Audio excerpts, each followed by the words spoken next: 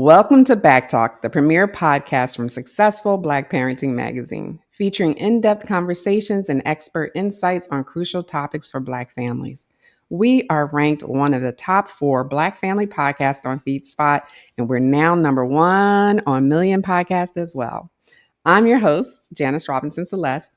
How do you explain to your child that sometimes no matter how hard they work or how talented they are, they still might not get their moment to shine? And how do you teach them that their worth isn't defined by the spotlight? Well, stay tuned. I have author and principal dancer with the American Ballet Theatre, Misty Copeland, on BACKtalk today, and we're going to find out.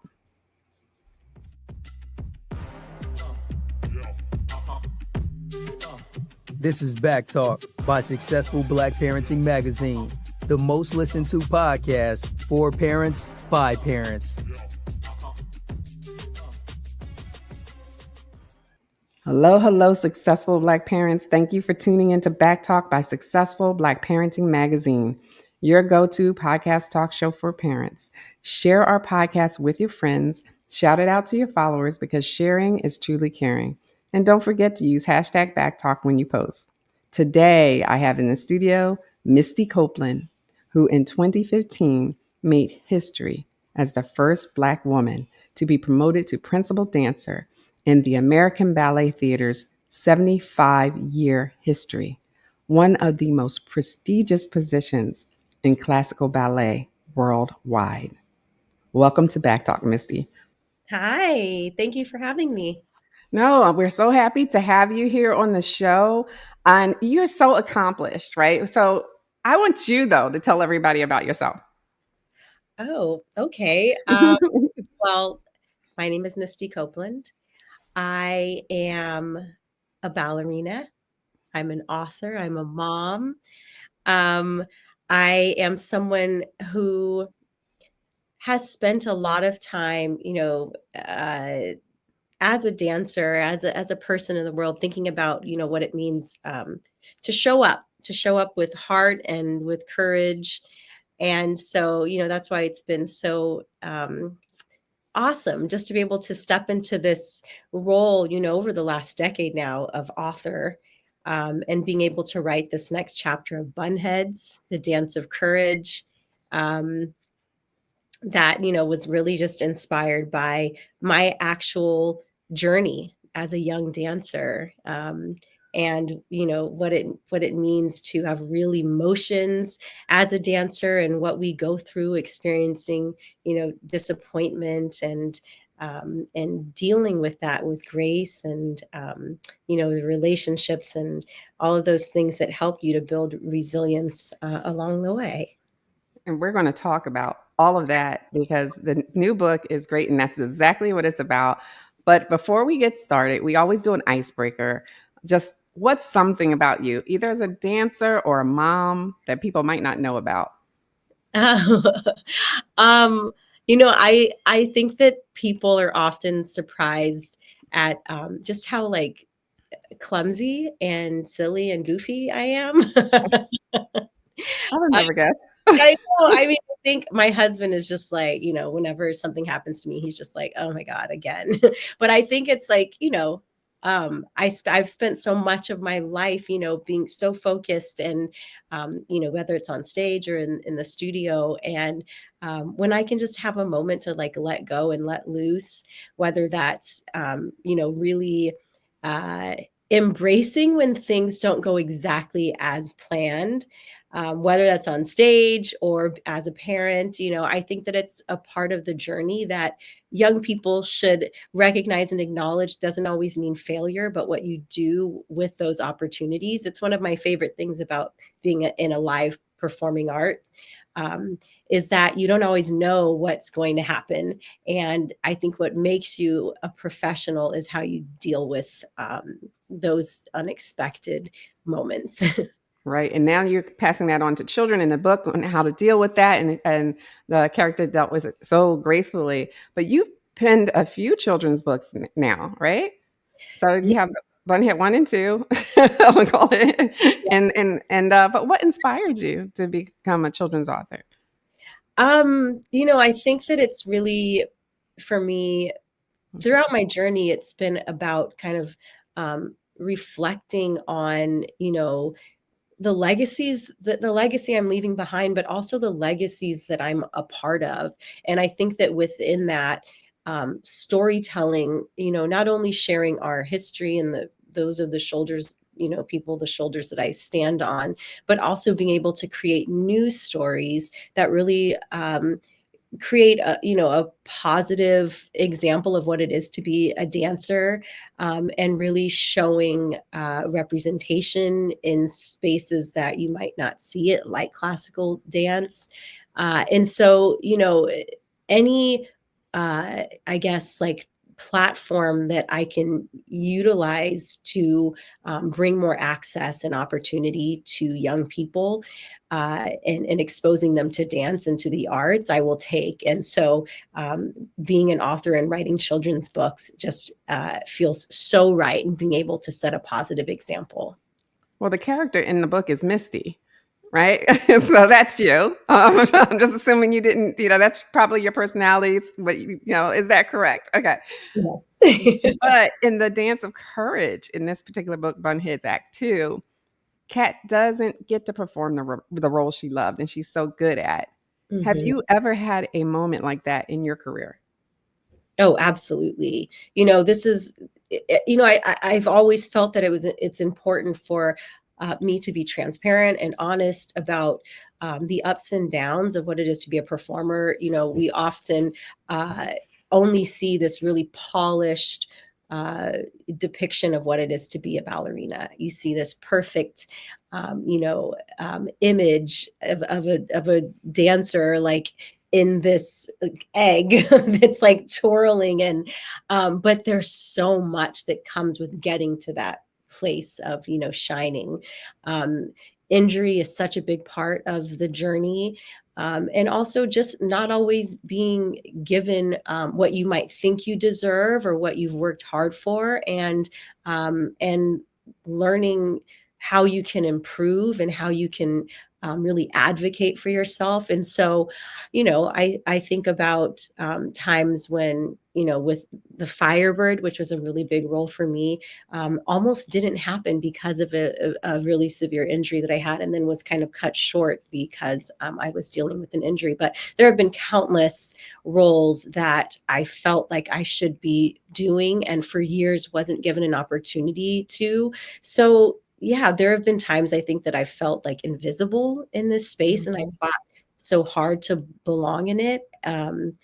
But like Kat, the character in the book, I had to find another kind of strength, and keep showing up, um, and sometimes it's not even just to keep fighting for yourself, but to support others, and knowing that you're a part of a bigger, a bigger thing, and supporting my peers, and learning what that resilience looks like is so important. Well, the Dance of Courage is about Don Quixote, right? So, but you talked about Kitri, who's a character in that. Why was it important to center the story on Kitri, like a bold, love-driven character? Yeah. Well, first of all, I find Kitri to be such an interesting character because she doesn't really fit into this like cookie cutter mold of ballet traditional characters where, she's just waiting for some prince to come save her and rescue her.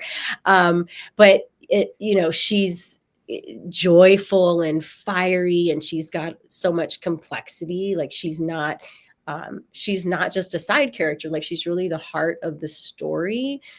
She also was a character that I fell in love with because it was Don Quixote was the first ballet that I ever saw live. It was American Ballet Theatre performing it. I was only 15 years old, and that was the moment that I was like, this is what I want to do for the Wow. rest of my life. Like, this is the profession that I want to step into. And so, I really thought that this character would be great for young girls, especially, to see.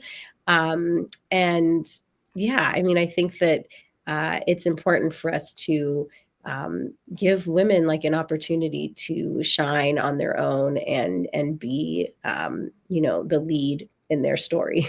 Right. And I don't want to give too much of the story away, but how can parents help their kids process disappointment? You talked about resilience earlier. Is that something? Because Kat shows great resilience in the book, even though she did not get the part. Yeah, absolutely. I think that, and I've learned so much, of course, throughout my journey as a dancer that I often say like has prepared me for being a parent.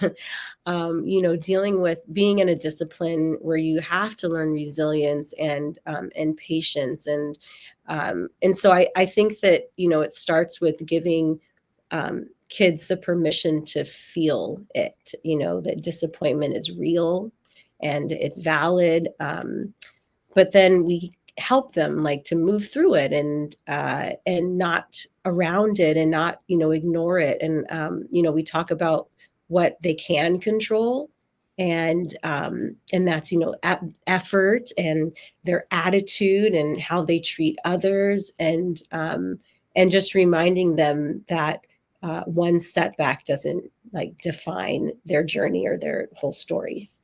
Right. Now, well, as a mom, you have a Black son in today's world. What does courage look like to you, especially with the young Black boy? Mm, that's such a great question. um, you know, Courage to me, like today, is really about truth telling. I think it's about like protection, um, and teaching my son just to be proud of who he is, and to move through the world with kindness and confidence, but also just to prepare him for like the realities that yet he may face. And so, I think it's a balance. It's about like loving him while still like empowering him. But it's really amazing to see already at this point, he's 3 years old, the difference in how I was as a young person, which was like extremely insecure, and I felt like I had a lot of shame that I was like, hiding, because of the way that I grew up, and he's just so confident and seems so self-assured, and so it's really amazing. Well, we have resources now to break those generational curses and to raise our children the way we would have wanted to be raised. So, Absolutely. yeah. So, what role do books like Bunhead play in shaping Black girls and the way they see themselves in dance, friendship, and leadership? Because I saw all of that in your book. Yeah. Well, representation matters. Mhm. I would have loved to have a book like this when I was growing up. I think maybe I would have stepped into ballet sooner, had I seen a book like this. And I think that when Black girls see themselves reflected with joy, and that's like so important at the heart of everything that I do, is really showing that the joy in dance, but also the complexity and the power. And I think that it really changes what they believe is possible. And so, these books tell them that you belong here, and that your voice matters, and your friendships are beautiful, and their dreams are valid, even if no one's dreamed them before. Like, their dreams are valid. Right. And your main character, we mentioned his name, Misty, and you've written about your own journey in ballet. So, how much of your younger self do you see in that character of Misty? Is it 100% you, or is it just like hints of you? No, it's me. It's you. Okay. It's Fantastic. I really, um, I had such a positive experience in ballet when I started my journey, which is not always the case, especially for Black and brown girls, or dancers in general, Black and brown boys and girls. And I was so fortunate to be in a studio and have a teacher, Cynthia, whose character is in the book, that nurtured me and allowed me to feel like I was in a safe environment. There was so much joy, and these relationships that I was building, it was building me and my character. And so I really wanted to highlight the beauty of all these different young people coming together from different cultures and different communities, and finding this commonality in the studio, and the beauty, in our differences, but finding commonality in that. So yeah, it's definitely based on like my real friendships and real characters. And Kat was my best friend growing up. And so it's pretty special to be able to write to these characters that I think so many people can relate to. Now, has Kat commented on these books? Have she said anything? How does she like her character?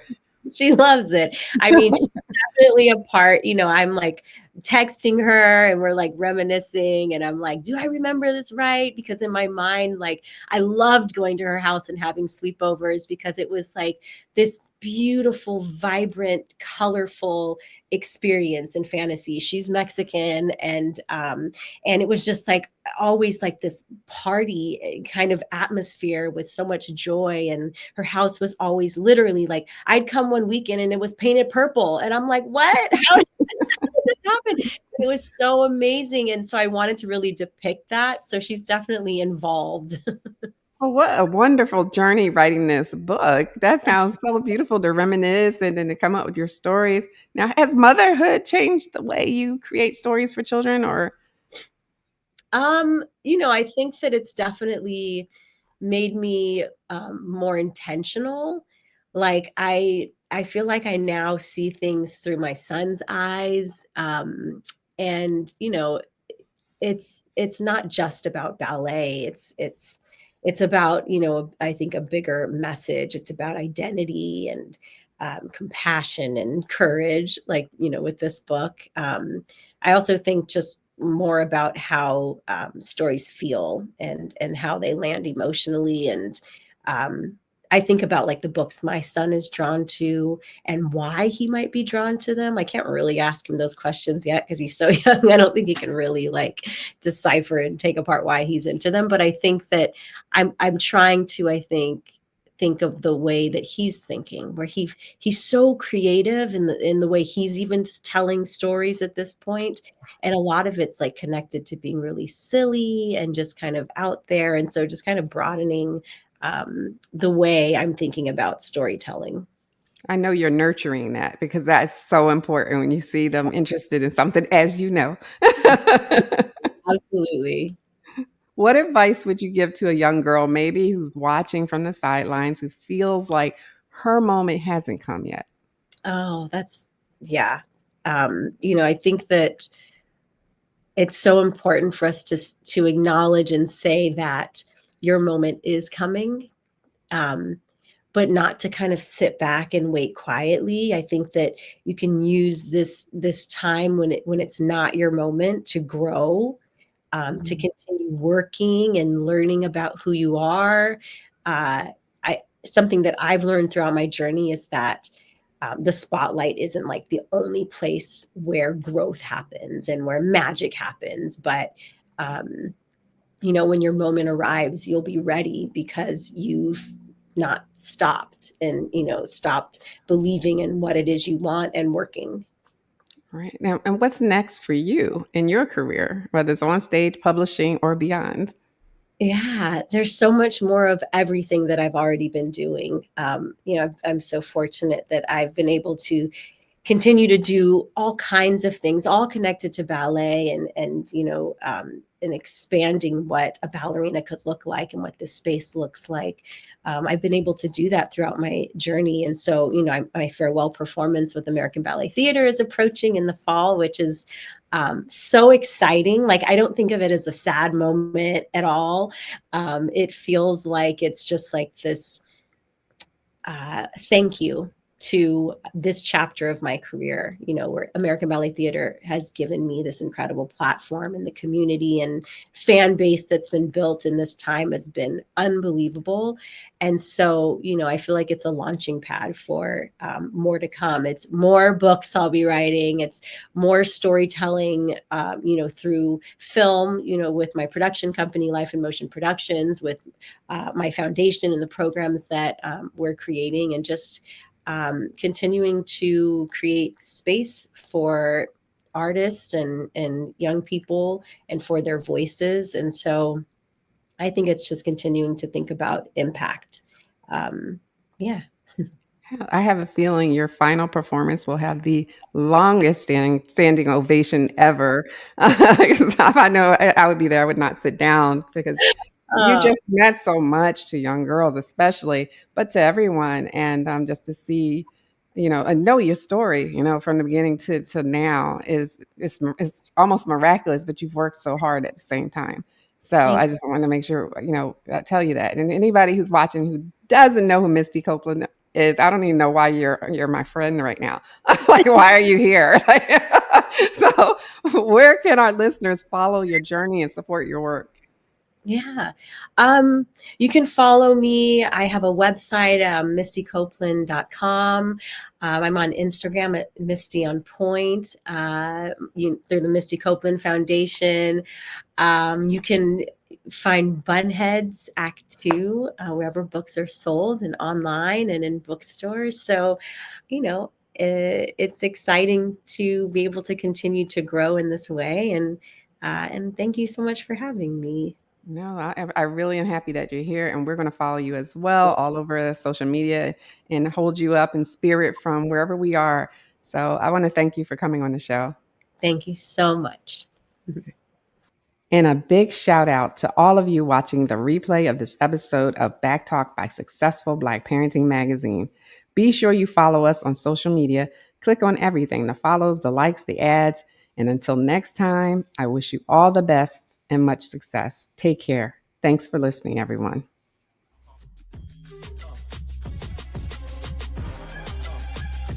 Thanks for tuning in to BACKtalk by Successful Black Parenting Magazine. We'll see you soon.